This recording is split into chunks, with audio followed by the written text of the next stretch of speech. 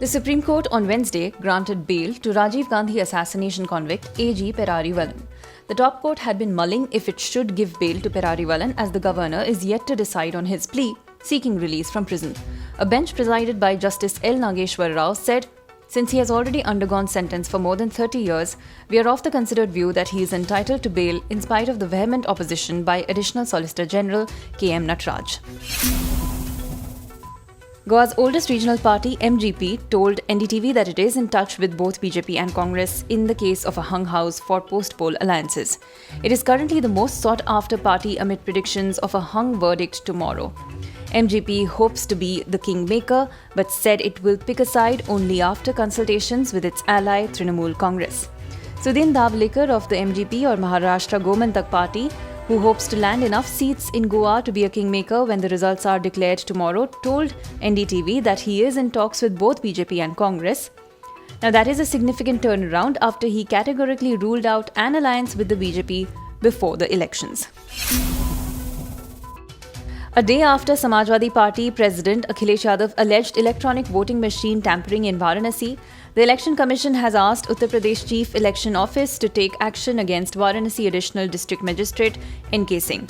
The EC has asked the UP Chief Electoral Officer to suspend Singh.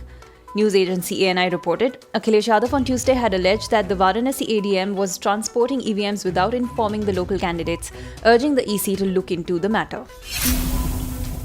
Zahur Mistry, one of the 5 terrorists who hijacked Indian Airlines plane IC-814 in 1999, was killed in Pakistan, according to several media reports. The reports claim that Mistry was killed in an attack by 2 bike-borne assailants on March 1st in Karachi city. The police suspect that the killing was a well-planned execution. Pakistani news outlet GeoTV confirmed the death and reported the murder of a businessman in Karachi without mentioning any other details.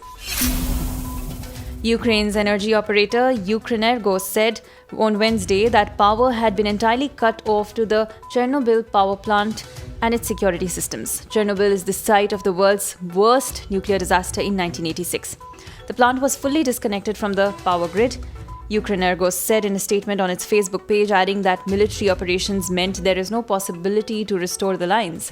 On February 24th, Russia invaded Ukraine and seized the defunct plant, site of the 1986 disaster that killed hundreds and spread radioactive contamination west across Europe.